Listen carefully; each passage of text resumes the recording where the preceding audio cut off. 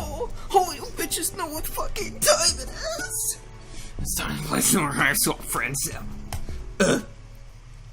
Where's my water? I just had it. I figured it out. I found it. I put it down. I lost it. I picked it up. I found it. Volume 4 of Right and Wronged. Get it? Because I have a feeling this dude's probably about flying. Like Wright brothers. And Wronged, that looks like a teal blood, so like justice and hoopla. Fresh from your most recent bout of gratuitous bodily injury and touching scenes of camaraderie, you soldier on. You've had a few setbacks, made a couple silly choices. Boy, do things just keep happening. But let nobody say that you, the main character, are incapable of growth and change. You've made sure not to be conned in the will. I gotta change the thing from Slay the Spire. God damn it. You'd think I'd have this shit down by now. And by Slay the Spire, I mean fucking Dark Souls, because that's... God damn it. Bear with me.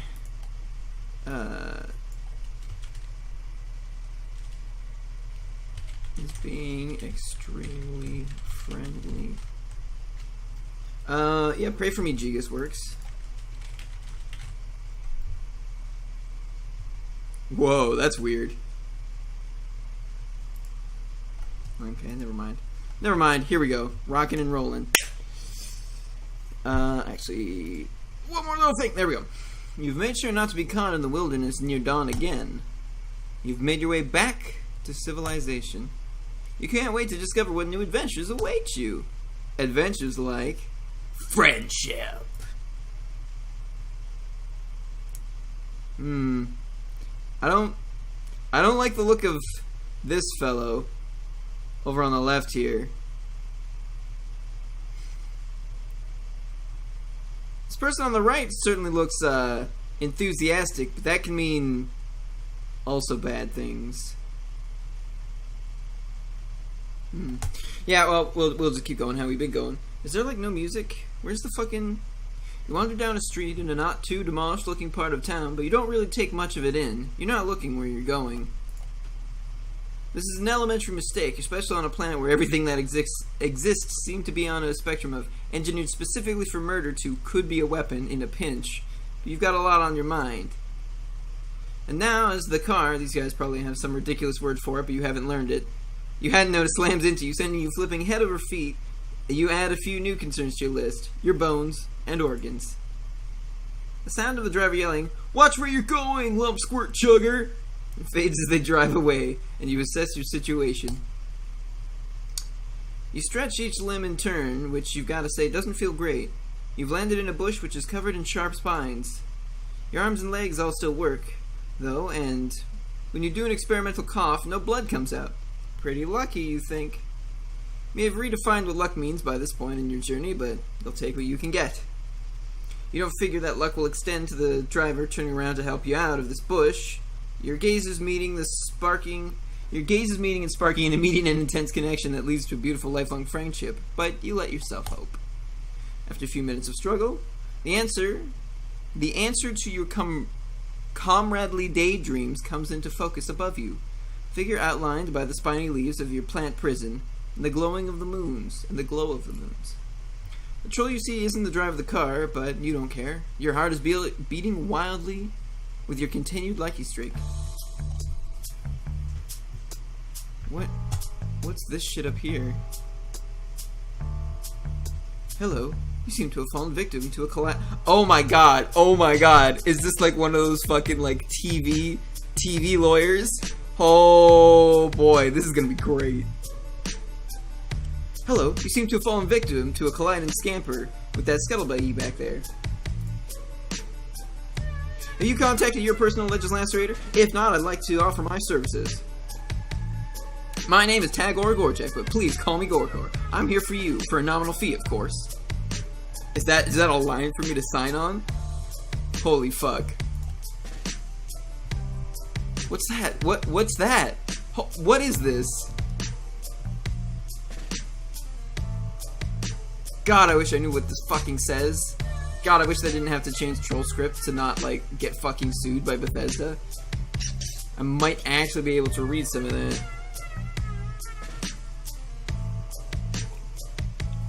He pulls a business card from a sleek teal vest and offers it to you with a precise flick of the wrist. His claw beds are perfect. Oh, his fingers? His nails? What? You try again to sit up, buoyed by his offer for assistance. He's some type of doctor, maybe? Or lawyer? It doesn't matter, really, because he said he was here for you. Those words go right ahead and burn themselves into the softest chamber of your heart. You start telling him your plight thus far, reaching up through the brambles toward this beacon of hope. This guy seems trustworthy, and that's not just your lack of options talking. You swear. As you shift, the moonlight shines on you. He steps back briefly, dropping the card. The one eye that's not covered by a swoop of product-infused hair opens wide. He recovers, smoothing his hands down his chest and straightening up, clearing his throat as you continue to explain. He probably didn't expect a random-ass fucking alien to be in the bush. You're... what? Oh yes, an alien. I knew that. I've done work with aliens before, so your situation shouldn't be an issue at all. I guess he's... this is either him making money, or this is our bill to him racking up. Everyone deserves an equal opportunity to be represented by me. I think that's probably what it is. In fact, we may be able to use this in our favor for a larger cash settlement. It all depends on our angle. Here, try moving your chug column.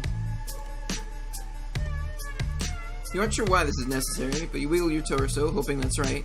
You've never wanted anything more in your meager existence than to follow this specific directive perfectly. No, not that. You add a little hip jiggle, not so much that he might think it's a come-on, but enough to say, hey, I'm friendly and I know what the fuck I am doing. No, you're the thing that holds up your think pan. Work with me. Confusion emolument. Yeah, I think that's our bill. Oh, good. Oh, good. This is exactly what we need. We need a fucking legal shyster. You continue what you hope is part of a troll friendship ritual, shimming various parts of your anatomy deeper into the bush until you get to your neck, and he clasps his hands together. There we go. That one hurt, didn't it? Definitely a case of column snap, which can get us a decently hefty restitution. Your neck feels fine, or it doesn't hurt any more than the rest of you, but you give him what you hope is a convincingly painful nod of agreement. Of course, you'll need to front the initial laceration costs. We may also have to injure you further to ensure our case is convincing, but you've got to break a few cluck beast embryos to make a grublet, as you well know. Initial costs? Yes, I think we may make a mutually beneficial team if you're willing to do what it takes to bring about the justice you deserve. So what do you say? How would you like to help me help you? He's talking really fast, and you're not sure exactly what to think about the lack of funds or the idea of breaking any more bones. That smile is sharp and shiny and pointed right at you. You want more of it.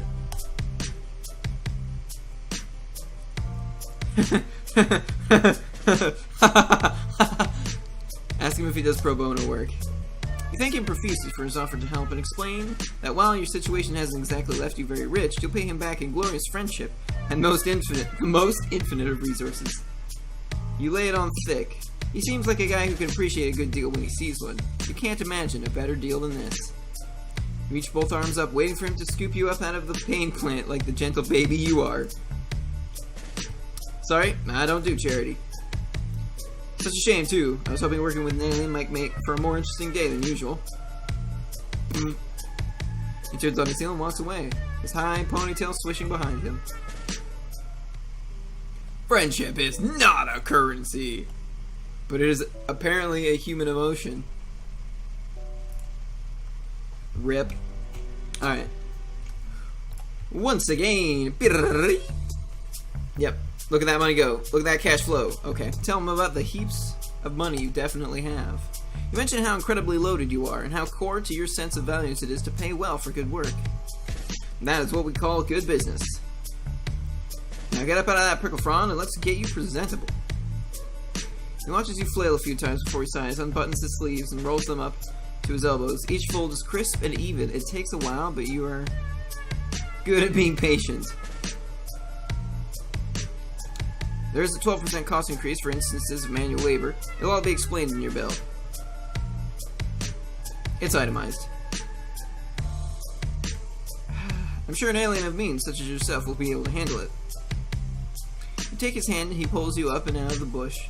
It's kind of a rough job. He's not as strong as he looks, you guess. He glares at you like he is daring you to say shit about it, and you're a quick learner. He cuts you off mid-thank you. My office isn't far from here. We can go to there. We can go there to get things started. And by things, I absolutely mean get you clean and sign a lot of vaguely worded yet stringently binding documents. He walks with a purpose. You shake off the flora stuck in your various body parts and do your best to catch up. From the outside, his office basically just seems like his hive. You've learned a thing or two during the shitstorm of a cultural exchange, though. You gotta play it cool when a potential friend invites you home. Definitely. You never know what cages or monsters or methods of evisceration they might have laying around. You want to prepare a nice, chill look on your face for whatever carnage you're about to be confronted by. It doesn't... Look at this smug looking fucking ferret. He's so smug. He's just got like this shit-eating grin, like, yeah, I'm a ferret, motherfucker. Look at this 3-tiered fucking, like, pet throne I have. Doesn't work. Your face falls to bewildered hell when you walk inside because it's all chrome and glass and board and broad white walls in there. It's like he bought the fanciest looking crate and barrel display room he could find down to the last useless minimalist accessory and then never sat down on it. His Lucis, a ferret, is chilling on an enormous silver thing that's halfway between a throne and a play tower. You know. Everything is clean and bright and at perfect right angles, and you don't see any weapons anywhere. It's fucking creepy. You ask him if he just moved in because polite conversation seems like maybe the best thing you can do. In the absence of something specific to focus your fear on, you're just sort of a little afraid of everything. You're not paying me to learn my life story, unless you'd like to. In that case, no, I've lived here most of my life. I'll go ahead and add that to your bill. Holy fuck. You stare at one of the chairs. Should you sit in it? His sign is like a fucking pyramid scheme. By all means, do not make yourself at home. Head straight to my ablution trap while I prepare our contract. You really want to connect with this guy. You like how you just vibed there, where you were thinking about sitting your bedraggled ass in his fancy chair and he could totally tell you were thinking it, but you don't want to be friends badly enough to walk straight into something that has the word trap right there in its name, without at least pondering it for a second. You've become savvier during all this.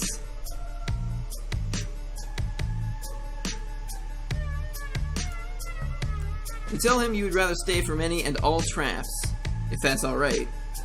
You mention that you think that's the better move for both of you. Something tells you that this guy wants to know what's in it for him. Probably all the times he said explicitly that, and you do have that vibe going after all. He taps a claw on his chin and looks you up and down. He takes his time. You try not to blush, no matter how exacting his gaze is. He presents a solid case. Your whole look is more than a bit repellent, but it may make the pitiable lost alien angle more emotionally effective if you still like you just got ran over. Frown? Oh, he's like telling me to frown. Gotcha. Takes you a second to realize he didn't just say his physical, emotive response instead of doing it with his face. He's giving you direction. Yep, that's exactly what just happened in my brain. Thanks, hussy. You stick your lower lip out and try to look as pathetic as possible. Yes, this is really working for me. It's awful. Completely repugnant. Pugnancy? Payment? Your general squalor should function as a simple manipulation tactic, no matter which direction I decide to spin it. Holy fuck. Phrase makes it hard to keep frowning, but you do your best to keep it up. You even hunch over a bit and shamble a few meager steps forward. Great. Yes! That's enough. No need to come any closer. Seriously, you smell terrible. Okay then, we'll skip the hygiene and get straight to the best part. Bureaucracy. Stay right there and don't get any of your crusty alien orifices near my decor. I'll go print out our contract and we can move on. Re-inkbursement. You pretend you're a statue while he types things, then prints the typed things, then staples the printed things. This ferret Lucy stares at you with beady interest. You stare back, completely motionless. You wonder how often Gorgor has friends over. He brings the packet over to you and hands you a pen. Read this. Or don't. Sign it either way. It's a standard Legis Lacerator agreement, tweaked a bit to accommodate your particular situation. Okay. Let me just take a sip here.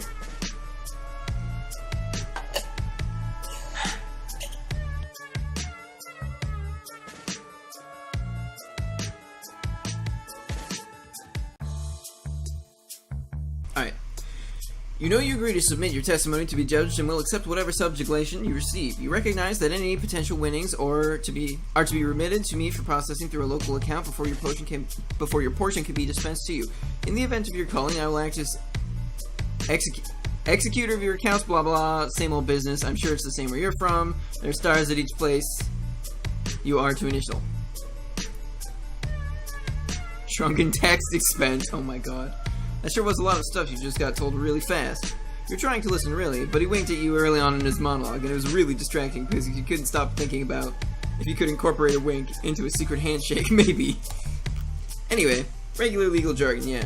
Just like all the times you click to say you read the terms and conditions on any old harmless social media app, that stuff never ends up being relevant. a little topical. A little topical. You show off your exquisitely polished John Hancock as many times as it takes. Excellent, excellent. Everything's in order then. Are you ready to head out? Oh, like now? Now? You're not ready? Do you look roughed up enough? Will your bones need to go through any more ordeals? What's a subjugulator? Does Tagora... You know sweep like the one you're fucking in, as they say. Minus 50 for swear jar. Pardon the language. It's an idiom. It means it's time to fucking go. You follow him out about as apprehensively as you followed him in. As you retrace the path you took not too long ago, it occurs to you to wonder where this glorious feat of justice is going to take place. And, like, if anyone is going to subpoena the asshole that hit you. Is that even a thing here? You skip up to match Tagora's pace and ask. There's no real need for you to worry about that. It's for me to deal with. I saw the perpetrator, of course. If it seems prudent to pin the crime on them when the time comes, I'll have more than enough credible evidence to condemn them. The blood cash should be sufficient. If it seems worth it to call in their dented scuttlebuggy, I can certainly do that as well. Bonus for a potential frame job. Of course, that's not the only way we can spin this. It may not be necessary to involve them at all. Don't bother worrying about that either. You definitely still worry about that, but you nod and keep walking like you're not bothered. You want to match his level of easy confidence. It's almost comforting to be around it, now that you've spent some time with him. It's simple. You're still basking in the ease of being told what to do, and the whole vibe flips over on its ass so fast you feel like ice down your back. You feel it like ice down your back. Look at Tagora first. He stops walking, and his posture somehow gets straighter. Even his cute little ponytail thing seems more alert. He's staring at the approach of another troll. A blue guy. You know that means high blood, but not much else about what that entails, aside from what you're picking up from the full hair-on-end cat reaction from old Gorgor next to you. Pleasant evening, sir! His voice gets somehow sweeter and more professional at the same time. You recognize what he's feeling because you felt it in yourself the whole time you've been on this godforsaken planet. A deep, all-consuming thirst for approval. He's getting hard for business boy friendship. The high blood, however, is not. First you think he might be chill because his smile gets huge, and hell, if you don't love getting smiled upon. You start to introduce yourself until Tagora shoots you a be cool look. It's then that you learn that this guy's smile is not the nice kind. What's this? He asks. Gorgor picked up a little friend. It's not... We have a working relationship. You try not to let his dismissal of your friendship sting. You're not there yet. It's okay. You want to be helpful. So you put on your best injured face and start hobbling in a circle, twisting your neck in the most grotesque angle you can manage without actually hurting yourself. You groan pitifully about all your bones. Oh right, your booming drone pursuing business.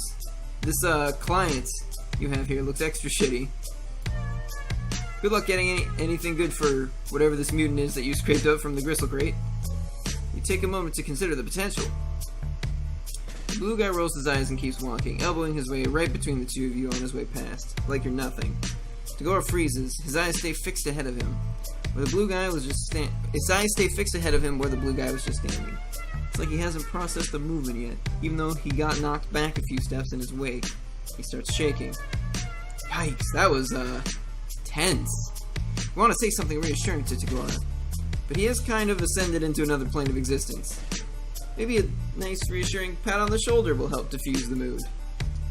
You put a ginger hand in the mere vicinity of his body, and he whirls to face you, eyes narrowed and breathing heavy. You snatch your hand back fast. Mistake.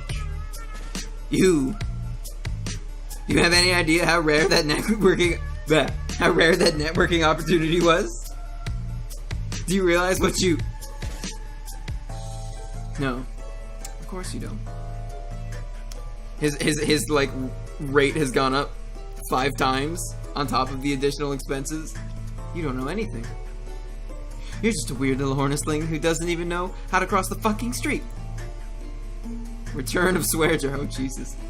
Starts laughing all high-pitched and weird. Up until now, he seemed so slick, so unflappable. That Gorgor is hard to reconcile with that one pacing back and forth, hollering and grabbing at his face. He's pretty goddamn flapped. Boy, you really screwed up, huh? Maybe your busted neck routine was not convincing enough? Or too convincing? Either way, you figure now might be the time to bow out before the scene really blows up. You tell him so. Your neck is fine, look. You headbang a bit to prove it. No. A deal is a deal is a deal. He breathes in slowly through his nose. Alright, Gorgor. Remember your mantra. Fuck, it's up to 100 now. Closes his eyes after an awkward minute of watching him whisper something unintelligible to himself. He opens them and immediately starts up that bonkers pace again, so you skedaddle to catch up. He keeps talking, though by now he's just talking to himself, with you as an eavesdropping barnacle with really slow legs. Little manic giggles bubble out in between his sentences. We're headed toward justice, alright? Keep walking. We're seeing this through. 200. I've got a bottom line to uphold. Okay, not bad. Maybe things are still cool between you? Maybe this lawyer-client relationship still has a chance to blossom into something more. You venture a friendly type topic and ask him about his mantra. He stops walking and looks at you like you shat on his Lucis' grave. You don't just ask someone what their mantra is. Holy fuck. Maybe not cool. He shivers, spooked, and turns his stanky stare from you to the path you're on. After a moment, he smooths back all the hairs he shook out of place during his freak-out, pivots, and turns down a side street. Anyway, as I was about to say, there are many ways to fulfill the terms of our contract. 300. I was hoping this would lead to a more stimulating evening. I was prepared to get into it with you, for you. But it has become clear that this partnership is no longer worth the work. Especially now that I will have to consider the significant career setback I just experienced at your feckless hand. So instead of wasting any more of my time, or yours, let's take a shortcut to the same end result, sparing us both the agony of enduring a long court battle in the proximity of one another. Here's your verdict. You're guilty. Holy fuck, what? Guilty? Wait, wasn't it supposed to be the other guy on trial? You look around, panic rising in your chest. Oh, don't tell me. You don't know how the legal system works either? Unsurprising and uninteresting. Oh, this is bad. You've been so caught up in watching him talk, you didn't notice him guiding you straight to the shittier part of town. You know, the part that's all half demolished, hives and creepy noises and drones flying around. Drones like the ones that turns to notice you when Tagora whistles, snaps his fingers, and points right at your head. Hey, big guy! Over here! One extremely malformed and unviable troll. Just the way you like it. You shouldn't feel surprised at this betrayal, maybe, but you do. For a second, anyway. Then you focus on yelling and scanning for possible debris to hide under. Tagora starts backing away as the drone gets closer.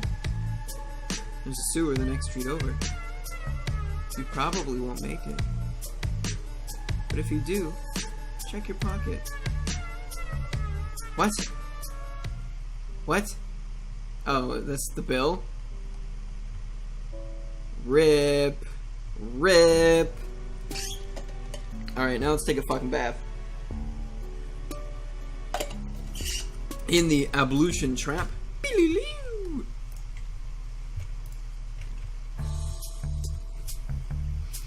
Damn costs keep racking. Okay, the heaps of money we definitely have. This was kind of a long one, it felt like. Take a goddamn bath. You're more than a little concerned about the trap part of the instructions you just received, but hey, at least a trap you know is better than one you don't. With everything else you can see so freaky pristine, he has to be hiding some evil somewhere. You wonder if it's a dungeon. A dungeon could be cool. Ferret bounds down off its pedestal and jerks its head for you to follow it. You do, because it seems like a regular thing to do, and Tagora is busy on his computer. Leads you to a bathroom, which is just fancy and clean as... which is just as fancy and clean as everything else you've seen. Lucis chitters at you for a second, squirms his big noodly body around, and leaves, shutting the door behind it. Wait a second till it's probably gone before you test the handle. It's unlocked. Huh. I wonder what the point, or, you know, motive might be for leading you to this room, till you turn to see yourself in the mirror.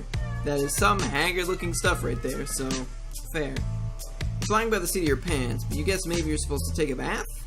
If not, and he gets pissed and unleashes a ferret on you, at least you'll meet your maker nice and clean. You half expect some indiscernible goo or blood or something to come out of the faucet in this weird lumpy tub, but thankfully it's just water. Once you're in, you take a look at the truly inordinate amount of bath products you have at your fingertips. There are 3 shelves with little bottles and soaps and unidentifiable lathersome accessories by the tub alone. There's even more by the mirror. The labels are all gibberish, of course, but you snip a few until you find something flowery, and go to town. You take more time than you should in there, but you haven't experienced a moment of luxurious solitude in a bit. Full-time friendship searching can be difficult work. It's good to recharge. Once you're freshly scrubbed and dried, you slather yourself head to toe with some lotion. You find it in an iridescent vial. You hope he won't mind you using it. He wants you to be presentable, and this stuff is sparkly. You're starting to feel rejuvenated as hell, ready to knock this friendship stuff right out of the park. You leave your dirty, torn up old clothes on the floor, wrap yourself in one of the many satin bathrobes, fold it on a shelf, and head back out to find Tagora. He's standing in his foyer, waiting with the contract he typed up for you. When he sees you, his eyebrow ticks up. I see you in with the Rainbow Drinker Serum. Full body application. Bold choice. I mean, it's an incredibly rare and expensive product, and I do expect to I think that's supposed to be remunerated, not remunerated. Expect to be remunerated, but I won't lie. It works. Fresh, handmade troll cosmetics. Yeah, sure, that stuff. You don't want to let on that you don't know what it is, since he seems impressed. Instead, you give his ego a little stroke and tell him you hadn't seen such a sumptuous array of self-care accoutrements in so long that you couldn't help yourself. Not everyone takes skincare as seriously as they should. I assumed you were taking forever in there because you'd gotten lost or didn't know how to use the evolution trap. I hadn't considered the possibility that you were just doing your regimen. Noted. Rebate for impeccable skincare! You hold your arms out to admire the well-hydrated sheen you have going on. This time, you're not really even bullshitting. It just does actually look pretty good. Tagora seems like he's struggling. He keeps opening his mouth to say something, then changing his mind. He's clutching the documents in his hands like a flotation device. Looks down at them, then back at you. I typically only use that particular product to highlight my cheek blades, but there's no real reason you shouldn't apply it more liberally, especially if cost isn't an issue. It's a little drastic for my personal style, but there's a certain unorthodox glamour to it. The next bit looks like it hurts him a bit to get out. Would you like to step outside to see the full effect? Are we gonna glow? You bet your ass you would! You're curious about what he means by effect. This seems like more fun than signing stuff. He places the documents down on his desk like they're made of glass, not paper. He looks up at his Lucis, who just sort of tilts his head to the side. You look away and give them privacy to do whatever eyeball communication is going on. After a bit, Tagora clears his throat and heads toward the door. You don't comment on the bluish flush in his cheeks. For all the shift in his demeanor, he still seems like he might kick you out on your ass if you tried to get too feelingsy with him. You start to glow as soon as you step back out into the dark front yard. Not in a light bulb kind of way, but a subtle, ethereal luminescence. What is this stuff? Now that is a look. I mean, there's still the unfortunate issue of your hornlessness and overall aberrance, and the fact that you're still wearing my ablution robe. Ablution rental fee. But it's cutting edge, I'll give you that. You look almost like a real one. You don't know what that means, but you want to roll around eternally in the praise part. You ask if the look will help your case. Oh right, your case, of course. He bites his lip and looks back to the window at the papers sitting in the desk where he left them. You hope he still wants to represent you, or at least that he'd want to hang out even if he wasn't going to. You don't get a chance to prod though, because right then someone rounds the corner on the sidewalk in front of his hive. Okay, so this is like the same encounter with the same person. Tagora's face immediately shudders into its usual simpering mask. There's an edge of panic around his eye, though. Huh. Wow, Gorjek, what have we here? It's a blue-themed troll, which, if you It's a blue-themed troll, which, if you remember right, means he's a fancier guy than Tagora. He's grinning like Troll Christmas came early. You can feel Tagora vibrating out of his skin next to you. Who even is this guy? When he gets close enough to get a good look at you, he jumps and screeches. What the bulge boiling fuck? Tagora is frozen, the corner of his mouth pulled back to show his teeth. The new guy is ignoring him in favor of noticing that you're dressed in Tagora's monogrammed leisure wear. If his look of fascinated horror is anything to go by. Okay.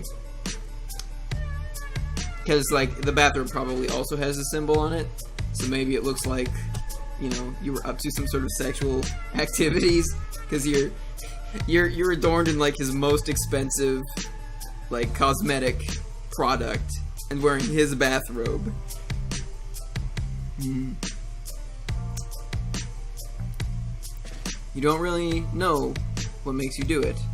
You should wait for Tagora to get himself together and do the talking, but you're riding the high of him almost seeming like he was enjoying your company. Plus, nothing boosts confidence like looking like a beautiful, spooky angel. So you toss your head, put on your best fancy guy voice, and say what never seen a real one before. You're placing all your chips on this guy knowing something you don't, but when his eyes get huge and he starts stumbling over himself to back away down the sidewalk, you know it's paid off. Tagora blinks, then jumps right in, picking up directly where you left off. Surely someone as well informed as yourself knows a rainbow drinker when he sees one. The blue guy doesn't respond with anything more coherent than a string of yelps as he hightails it back the way he came.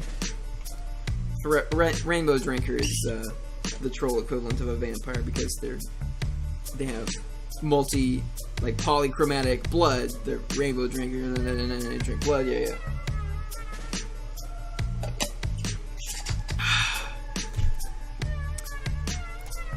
When he's gone, you turn to Tagora and ask him super casually what a rainbow drinker is. He stares at you in stunned silence. Are you telling me you didn't know? You nod? And that you ran with it anyway, exploiting the fear you picked up on to turn the tide of a delicate encounter to your favor. You shrug. You guess so, you tell Tagora. You hope his friend wasn't too freaked out. Friend? No, I hate that guy. There are simply times when being liked by your betters is helpful. Though technically fearing me is just as good. Better, maybe. So you know. Thank you. Tagora's laugh is soft. It's not a sound you expected to hear. He's happy because of something you did. You can't help it. You start laughing too. That was a bit of a rush, wasn't it? It was almost fun. I certainly didn't see it coming anyway. I underestimated you. He gives you an appraising look and takes a deep breath. You're so nervous all of a sudden, you might feel imbalanced on the precipice of what he might be about to say. From one prevaricator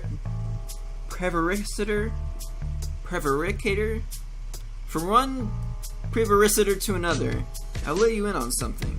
I haven't actually encountered an alien before. Surcharge for truth reveal. Oh, sweet relief, you tell him his act was airtight, and as long as everyone's doing the truth thing, you admit you lied a bit too. You aren't actually rich. Yes, that's clear now. You have the invaluable ability to fake it, though. That's potentially much better. Why don't we put your case on hold for the time being? You wouldn't have enjoyed the outcome of our legal system anyway. Preemptive interests, unheld suit. You can find an alternate means of working off your debt. I think we may make a better team than I previously anticipated. With our wits combined, we can tackle bigger and better things than traffic injuries. He flexes his hand at his side, then in one swift and decisive movement, he extends it out to you. On his face is something close to an honest-to-God, real-ass smile. Never actually formed a legitimate partnership of any sort before, but I believe this is how it's done. What do you say? Minus 5% friendship discount! The glow in your heart shines brighter than any expensive and still kind of mysterious lotion. You take his hand in your firm, no-nonsense grasp of pure inexorable joy and shake it. Friendship! Just sign here. Yay us. Friendship achieved. Alright, let's check out this other troll. Vicary Retite. Oh, that's why he's called Gore, because he's got gore in both his names. Adoy. It's probably best for you to stop trying to predict what's going to happen to you at this point. Everything that's happened so far on this planet has been kind of chaotic. In fact, you're ready for something more familiar. You head back to the site of your abandoned spaceship. Sure, it's smashed beyond repair, but it's a little slice of home. Maybe at least one or two pieces of it are fixable. You march off in what you think is the right direction. When you get there, you're not alone. A little guy in a hat and big goggles is standing there, gazing at your spaceship, maybe assessing it. As you watch, he breaks off a couple of gears and stuffs them in his pocket. Hey! You clear your throat loudly. Excuse me. Good galloping gravy! Why, I've never seen the likes of you before. What strange wonders the heavens have rained down upon us today.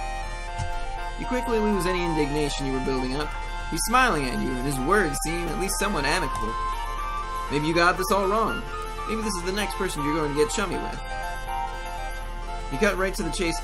The goggles and the fact that he mentioned horses right off the bat, it's just like, I know he's not the right cast for it, but this is Hussey. Hussey will put horses anywhere. Hussey will put horses everywhere. You cut right to the chase, no point in beating around the ground leaf covering. Beating around the bush? Got it. That's probably what they call it on this planet. You let this guy know you're the proprietor of the spaceship he's stripping and you're in mighty need of a new friend. A friend, eh? A bosom companion? A pal about town? I've seen nary a Tom and Dickus or Harry. Really? Or Harry around these parts, who might fit the bill. You were kind of trying to imply that this guy could be your friend. Is it too late to say that now? You try to imply it with your eyebrows. As for me, day-to-day matters here on Alternia interest me not. For I care only about hurtling at great speeds through the boundless expanse of the cosmos! That's right, space! It's spaceflight that consumes my every waking thought and all of my ardor. As in accordance with my duty as a future Alternian crusader, of course. No oxygen, no wind, a total vacuum. That is the life for me, alright. Flying in space, having adventures, armor of invincibility. No. It's flying through space, not flying in space. Flying in space, above the atmosphere, not within the realm of gravity's purview. Wouldn't have it any other way. Right. You get the feeling you're missing something. This guy seems really defensive about his interest in spaceflight. Like maybe he's trying to say something totally different. Whatever it is, his internal conflict clearly takes precedence over your issues. Oh, I bet he's actually really jazzed about, like, real in-atmosphere flight and not space flight, but since there's, you know, space flight, you know, they're a galactic conquering race, so, you know, they're spacefaring, so it would probably be more socially acceptable for him to do space stuff. And by socially acceptable, I mean literally mandated on pain of death. Because that's how it works on Alternia. Whatever it is, his internal conflict clearly takes precedence over your issues. He seems like a great candidate for a friend, despite the fact that his voice sounds like it belongs over a newsreel.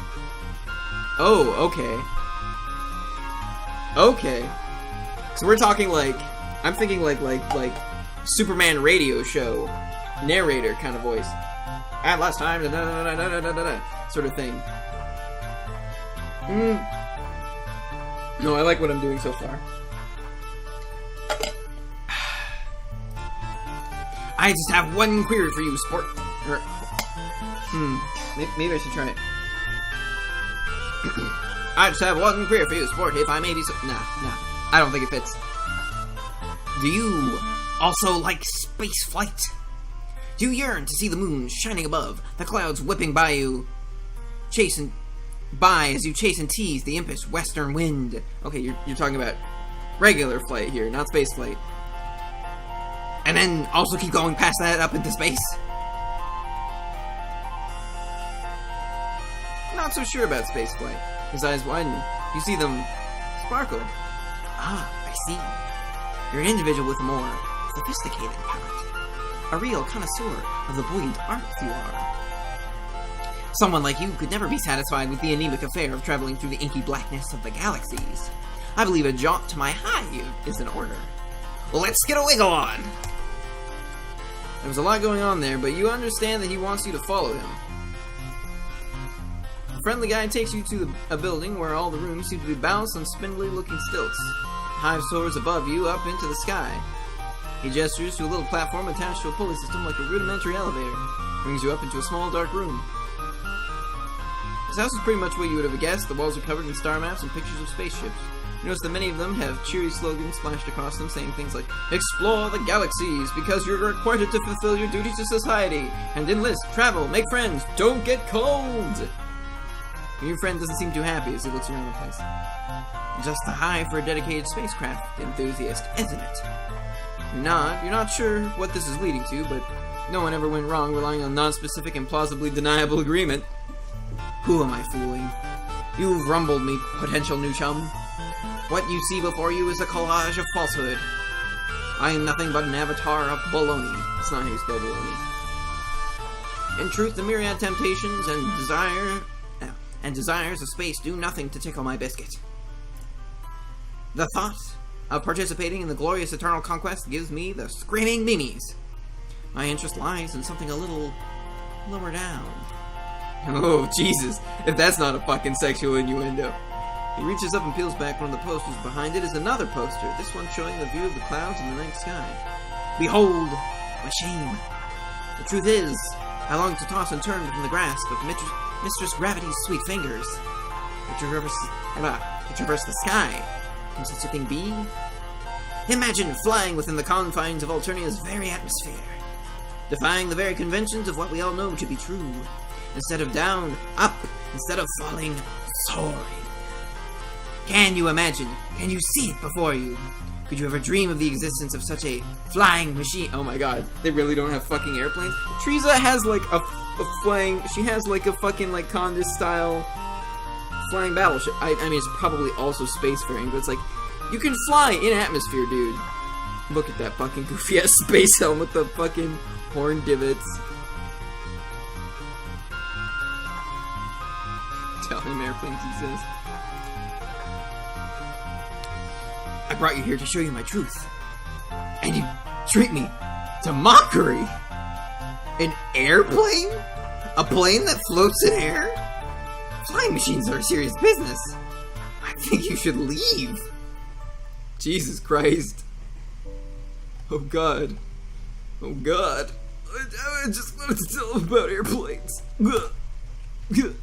Alright, let's do the... That was the second bad ending. Let's do the first one. Tell him you love spaceflight. Well then, you're in total agreement. Two kindred souls traveling hand in hand into a glorious yet inevitable future of conscripted space service. Service in space. Space service. Which is, as I've already made clear, a thing I most definitely and positively desire. So it seems we have nothing more to discuss. Toodaloo! Toodaloo! That was quick. Alright, one more fucking path. Tell him you're not so sure about spaceflight. Tell him you've never heard of such a thing. Ah, but the future is ours to build, my strange-hued and unhorned comrade. What do you think? Does it excite you? Do my ideas rattle your buttons? You can't help but notice that he's referred to you as a chum and a comrade, but friend hasn't made an appearance yet. Do synonyms count? Or is it just a tick of his speaking style? Look as earnest as you can, and nod vigorously. You're almost positive that this is the thing he really wants you to express interest in. Aha! The truth will out! You and I share this furtive passion for the indulgences of the air. A dialogue between a troll, a flying machine, and the stars. Further away from the stars than we would be in a spaceship.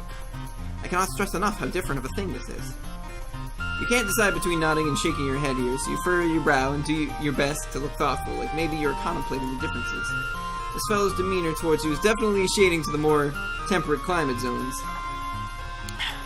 However, certain physical needs are starting to assert themselves. You're still pretty banged up from your previous adventures. Right now, the aching of your stomach is screaming for attention. You humbly ask your friend-to-be if there might be any chance of getting a bite to eat. But of course! Why, if I'd known you had a rumbling in the old digestion bladder, I would have shut my yapper too sweet. Time for a good old nosh. A yummaroonie. What-ho! Now how should we obtain the victuals? We could venture into the great unknown, which is to say, out of my hive. Or we could stay here, beholden to whatever twists and turns Lady Fate has in store for us in the nutrition block. What say you, new timer?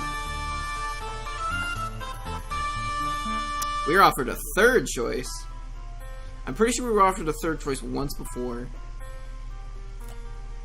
You tell him any food he has in his house will be fine. Surely staying here will get you fed more quickly. No problem at all, my fine and firm fellow. However, I believe two kindred souls such as ourselves have more ways of communicating than mere words alone. I think I'm grasping the meaning behind your request. The signal from your transmitter is pinging my cranial orb's receiver. I can see what you're truly after is food for the soul. You definitely meant food for the body. You look for an opening where you might gently correct your new buddy, but he seems to be working himself up to say a lot more things. The delectable nutrition of what a troll's truest being craves. The sustenance of thought, of imagination, of desire. That which nourishes the self better than the finest grub noodles. Art, passion, science. You must have a hankering to see my flying machine design sketches. Despite your troubles, you can't help but think his enthusiasm is kind of sweet, and you nod weakly. You make one last attempt, indicating that food might strengthen you to fully appreciate his work. No need to worry. I am fully confident in your ability to take my glorious blueprints. You have shown yourself to be quite the sturdy noggin and the discerning ganderbolt. I would welcome your input. Warmth blooms in your stomach. Emptiness as well, but it feels nice to hear him compliment you. You're not sure what you've actually done to earn his praise, but you definitely don't want to ruin this now. Maybe seeing his design will be fun, even on an empty stomach. Maybe he really will nourish you on a level that will help you forget about the prosaic earthly nourishment you thought you wanted. You tell him you're in. Not so fast. That which I am planning to reveal to you is what I keep closest to my torso pillar. It's not that I don't trust you, my footloose and horn-free cohort, but I think I would like to trust you a little more before vivisecting myself, and display my bleeding organs before your penetrating gaze, which is a metaphor for exposing my portfolio. Might I trouble you to participate in a small trust trial? No problem, you tell him. Your bud insists you make yourself comfortable while he gets a few supplies. After a few minutes, she returns with a fistful of fabrics in different colors. Here's what's been bouncing around the old brain box of mine, buddy-o. I'm going to tie this blindfold around your face. Then I'm going to give you some instructions. And you're going to try to locate the case where I keep my treasured sketches. If you can find it, it's gotta mean we trust each other deeply. Like two wings working in unison to achieve liftoff. Whoops. If that's how wings work, I'm still figuring out the principles of the matter. What a romp! Are you up for it? Too late to turn back now. And really, you don't want to. It's kind of a relief to have him tell you what you can do to earn his friendship in plain terms. Well, as plain as this guy's terms ever get. You give him a thumbs up. Now we're on the trolley! He quickly ties the fabric around your face. The time is upon us. Time for the inaugural flight of our deepening bond. Time to nudge our fledgling companionship out of the nest and see what happens. New friend starts to direct you around the room. To the left. No, my left! Sorry, okay, I meant your left. And now onwards to the glorious future that lies before us. You smile weakly, doing your best to follow his instructions. He sounds happy, so you must be getting somewhere. Almost to the doorway. 3 steps forward, if you would be so... Wait! Crash! You stagger backwards from the impact. You hear yourself wheeze. The shock has totally knocked your lungs out of commission. Your chest jerks in tiny contractions as you grasp for air. Oh, beans! Ding dang darn it! There's no pain, just an intense pressure focused on the center of your face, right around where you ran into something face first. Maybe it's Lucis? You pull up the blindfold and you hear footsteps, which probably mean your new friend is rushing over to help you. He gets the blindfold untied and his face swims into your vision. He looks utterly gobsmacked. Why, I'll be a horned beast scrub food. Everything copacetic, new pal? You put your hand to your face and touch something wet. Sure enough, when you pull your fingers away, ooh, they're covered in blood. Your nose isn't gushing or anything, just sending out a couple rivulets to let you know it's having a bad day. It's not so bad. You tell your acquaintance this, but he doesn't look any less horrified. Shivering stratocumuli! All this time I've been testing you, to see if I could place the tender gift of trust in your declawed little hands. And here you've bestowed upon me the greatest trust of all, knowledge of your non-standard hematological attributes. I'm truly honored, flabbergasted, absolutely pushed to the brink of rationality by such a display of faith. Never mind the trust trial, you deserve to see my sketches. Just wait here. Be back in 2 shakes of a baby beef's hindquarters, 2 shakes of a lamb's tail. You sit down on the floor again, wiping the blood off your face. You're not going to question the stroke of luck you've been shown. Why, if you knew bleeding was the key to his infections all along... I'll turn this fucking music volume down. There we go. Why, if you knew bleeding was the key to his affections all along, you could have incurred some blood from the sites of your multiple injuries. Wait, did it stop? It just stopped. Oh no, we just got to a quieter part, I guess. But no matter, you sniff the last of the blood back up into your nostrils, tasting metal at the back of your throat. When your almost friend returns, he drops a big stack of papers into your lap. You page through the designs. First few are rudimentary, mostly variations on spaceships with little notes like, how do you make it not reach escape velocity, and less jet fuel? His shape could be less aerodynamic. But as you keep going, the designs get pretty interesting. One seems to rely on some big rotating sails to achieve lift. Another shows a light frame body attached to 4 jointed wings. You briefly wonder what he plans to make the wings out of before you see a note stating that these are dragon's wings. Follow-up scribble states, flapping mechanism? How to soften rigor mortis. But hang on, you take a closer look at this machine's frame. This guy's sketch is pretty detailed. The frame doesn't seem to be made of wood or aluminum as you expect, but smaller individual shapes lashed together with some kind of cord. Maybe it's just a macabre aesthetic, but you think it looks like bones. You look back at the other designs. Now that you look at it, the sails on this one have a texture that might be leather, or similar. The sketches themselves are picked out in a variety of colors, not dissimilar to some of the brand new blood colors you've discovered lately. Oh boy, you've been down this creepy alien road before. Using your lightest, most jocular tone, you question the bone shapes. You soften your words with a big, not freaked out smile. What's that? Well, I'm not a construction professional, you know. Gotta make use of what's available. Only cold low-bloods and grubs, of course. Not an ounce of insurrectional spirit in this fellow over here. Fear not, unhorned one. These wacky cultural differences. Yeah, he's too low on the bloodcast to probably be allowed aluminum. So, these wacky cultural differences. You just misunderstood. You take refuge in your old standby of nodding and smiling. It's none of your business what body parts this fellow uses or doesn't use to make his Wright brothers transform into fan work. Friends aren't for judging people's use of corpses as construction materials anyway. No. When you crash landed on my planet, I had no idea what to think. I care, old boy, you really shot the balls now, that's what I told myself. Telling an alien about your flying dreams, that's ruffled the kitty and no doubt about it. Now that we're here and you're having a looky-loo at my sketches, I'm thinking it might have been right for us to meet all along. Perhaps the work of the capricious Madame Destiny. Surely he's about to say that you're friends. You can almost taste those sweet, friendship-affirming syllables coming from his mouth. You're just seconds away from that coveted F-word. Or are you? Maybe you've misconstrued everything. You look back down at the sketches. Bones in this one, bones in that one. He says these plans call for the bones of aliens like him, at least if you understood him correctly. They don't really look that different from, well, the bones you're familiar with. Your own bones. Your bones, which have already gone through a lot today, and maybe seem to be in kind of harvestable condition, if one was so inclined. You clear your throat. Haha, you say. He's not in the market for these materials right now, is he? Like, right now? The friendly guy doesn't understand your question. You're not going to push it, but you do risk a quick glance at yourself, then back at him, then back at yourself, just to see if he's checking out the stuff, so to speak. When you look back at him, he looks aghast. Oops. Heavens to biscuits! Is that what you think of me? Think I'm the type to start taking people's body parts all higgledy-piggledy? As if there aren't plenty of thoughtlessly discarded rib cages to work with? That's the type of gent you're looking for in these parts. I'm afraid I'm not the type of aggressive heartthrob you're after. We can't all be the macho, bloodthirsty, romantic hero type, ready to whip out our organ harvesting tools at a moment's notice. I thought we could be friends, but now I see you're looking for something different. My apologies. I think it's best if you go elsewhere.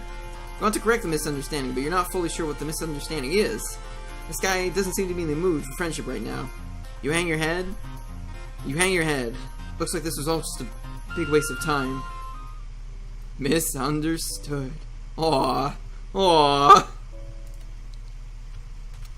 Alright, we got apparently one more. Unless there's another other choice. Okay. Not sure about spaceflight. Don't tell him about airplanes. Go out and look for food. From your budding chum's words, it sounds like he himself isn't sure if there's any food in the house. Best to risk it and go outside, you tell him. Top choice, buckaroo! Foraging is how I while away most of my time, after all. It's just one small matter to trouble the old brain power.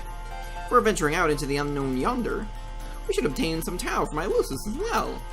It'll be a real grumpy Gustav if he goes too long without his nosh. You draw yourself up proudly.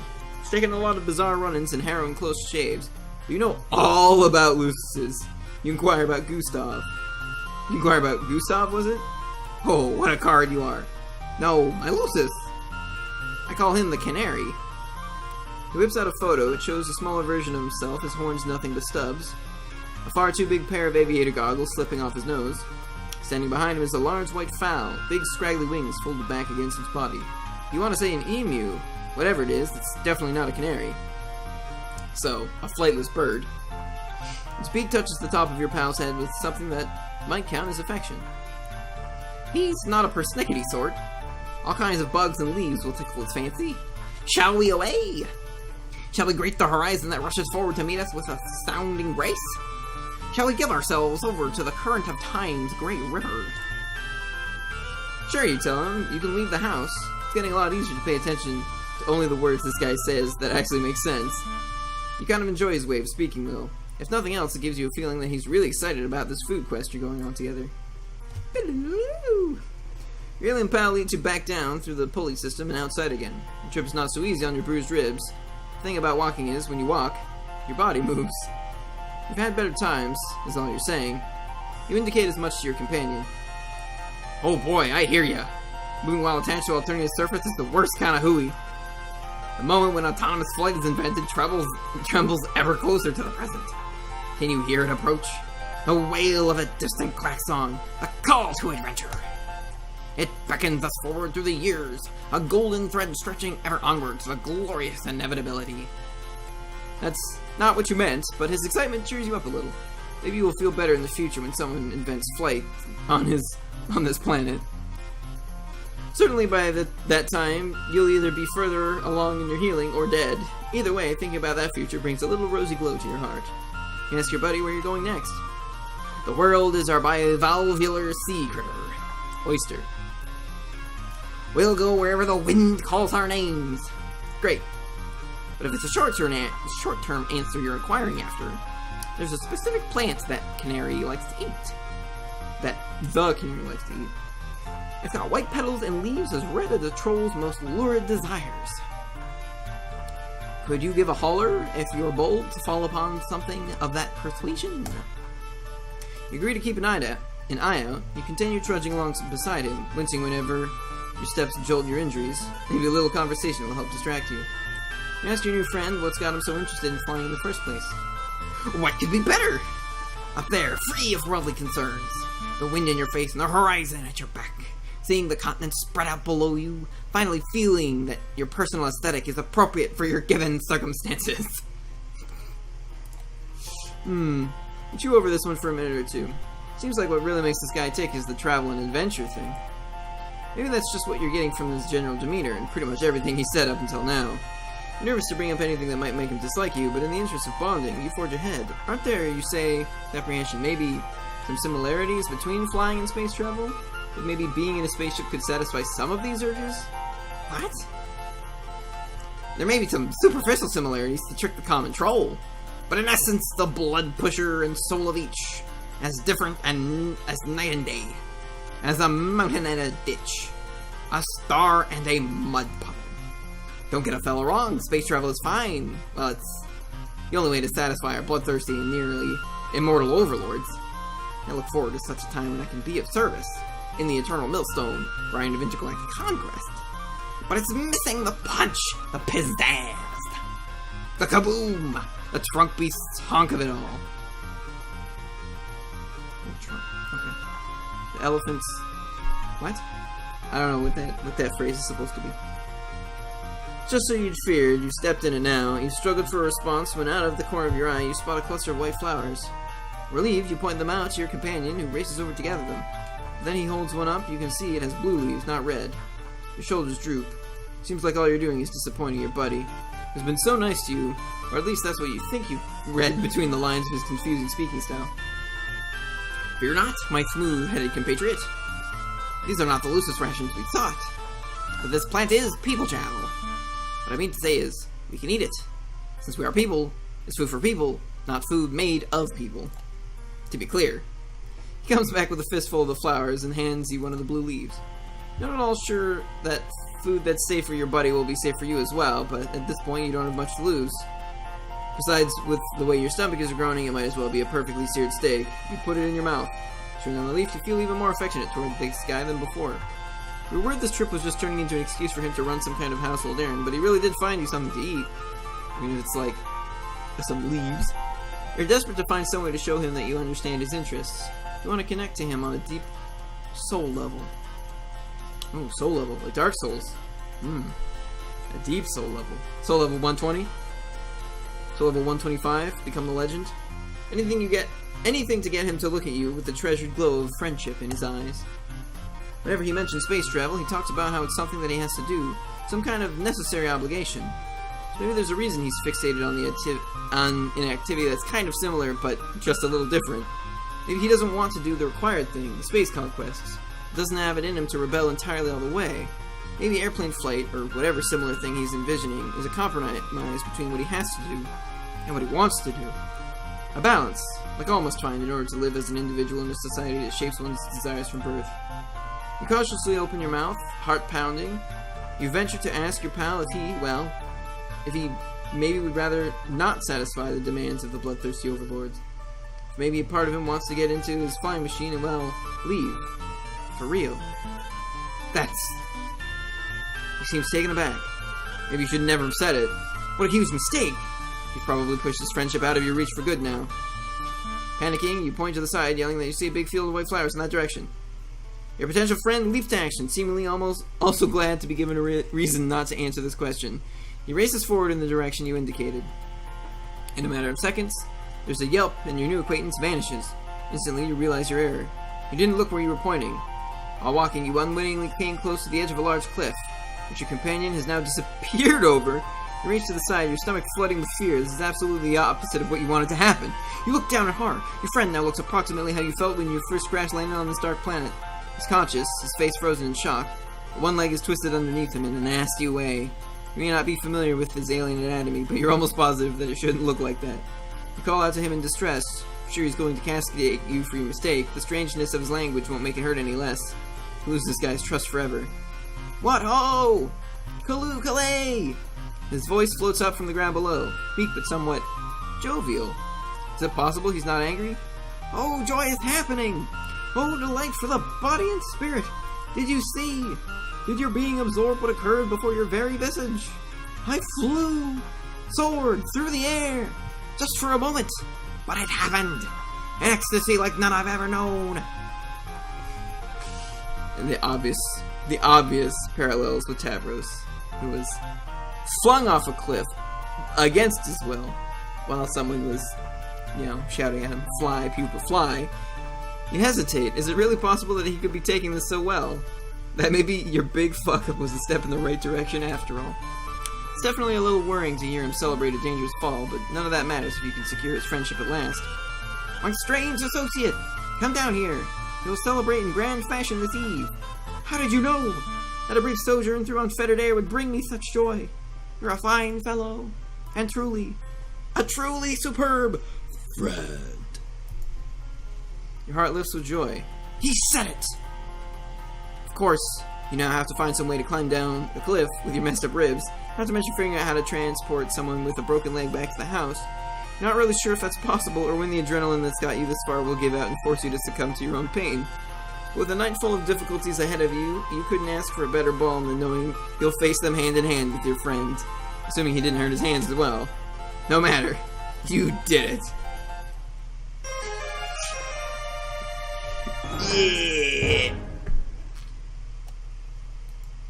Alright. Well, it's about 1 o'clock. Time to switch gears. And go back to Ascending the Spire. With our good friend, El Silente. Give me just a few moments while we swippity swap. I'm going to stop the recording.